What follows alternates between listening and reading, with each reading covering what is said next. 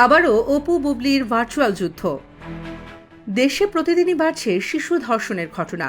সম্প্রতি ঘটে যাওয়া মাগুরার ৮ বছরের শিশু ধর্ষণের ঘটনা সবাইকে কাঁদিয়েছে। স্তব্ধ হয়েছে পুরো দেশ। এই ঘটনাকে কেন্দ্র করে সবাই সোশ্যাল মিডিয়ায় নিজেদের মন্তব্য লিখেছেন। বাদ যায়নি সুপারস্টার শাকিব খানও। বিচার চেয়েছেন তিনি।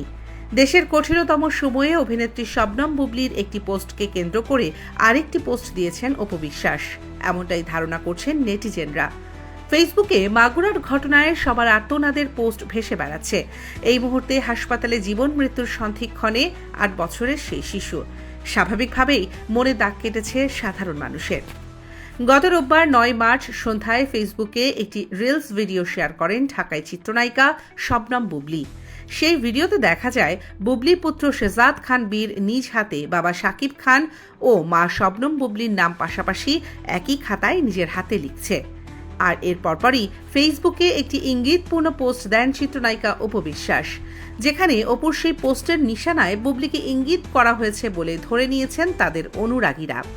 সেই পোস্টে অপু লেখেন, এক মা তার মৃত্যুর মুখে ঢলে পড়া সন্তানের জন্য হাহাকার করে মরছে, আরেক মায়ের আদিক্ষেতা উপচে পড়ছে।